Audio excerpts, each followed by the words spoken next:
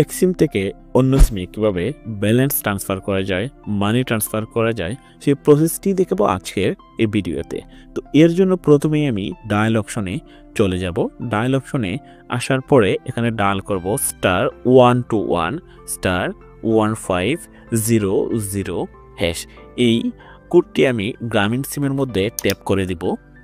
Tap করার পরে আমাদের সামনে নতুন একটি মেসেজ শো করতেছে। এখান থেকে আপনাকে প্রথমে রেজিস্ট্রেশন করে নিতে হবে। রেজিস্ট্রেশন করলে আপনাকে একটু পিন দেবে। তো আমি কি করব, রেজিস্ট্রেশন অপশনে ক্লিক করে দিব।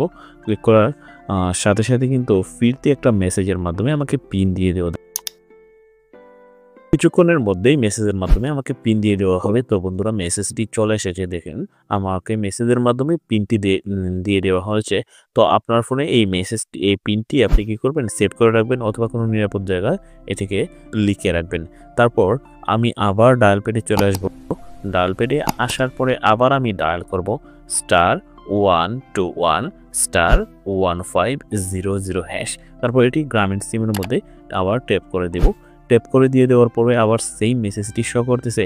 এখন যেহেতু আমি ব্যালেন্স ট্রান্সফার করতে চাই, তাহলে 2 নাম্বার যে এটি লিখে আমি সেন্ড অপশনে সেন্ড করে দিব।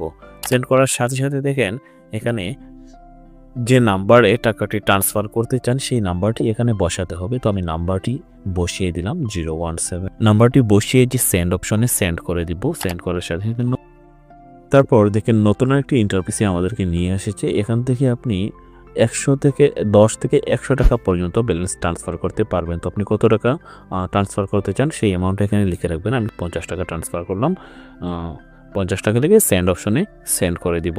সেন্ড অপশনে সেন্ড করার পরে দেখেন এখন আপনাকে পিন দিতে হবে। এখানে আপনাকে মেসেজের মাধ্যমে যে পিনটি দেওয়া হয়েছে সেই পিনটি এখানে বসিয়ে সেন্ড অপশনে সেন্ড করলেই কিন্তু টাকাটা ট্রান্সফার হয়ে যাবে। তো আমি কী করবো, আমার পিনটি এখানে বসাবো, বসিয়ে আমি সেন্ড অপশনে যে আমি সেন্ড করে দিলাম। সেন্ড করার সাথে সাথে কিন্তু কনফার্মেশন মেসেজের মাধ্যমে আমাকে জানানো হবে টাকাটা ট্রান্সফার হয়েছে কিনা। তো দেখেন বন্ধুরা, আমার সিমে কিন্তু মেসেজটি চলে এসেছে, মানে টাকাটা ট্রান্সফার হয়েছে। তো বন্ধুরা, এই প্রসেসের মাধ্যমে আপনি গ্রামীণ সিমের টাকা এক সিম থেকে অন্য সিমে ট্রান্সফার করতে পারবেন। তো গ্রামীণ বাদে অন্যান্য সিমের টাকাও আপনি এই প্রসেসে ট্রান্সফার করতে পারবেন। তো তার জন্য আলাদা আলাদা কোড দিতে হবে। এই কোডগুলোর মাধ্যমে এই যে আমি এখানে সব সিমের কোড আমি দিয়ে দিই। তো বন্ধুরা, এই ছিল মূলত আজকের ভিডিও। ভালো থাকবেন, সুস্থ থাকবেন, আল্লাহ হাফেজ।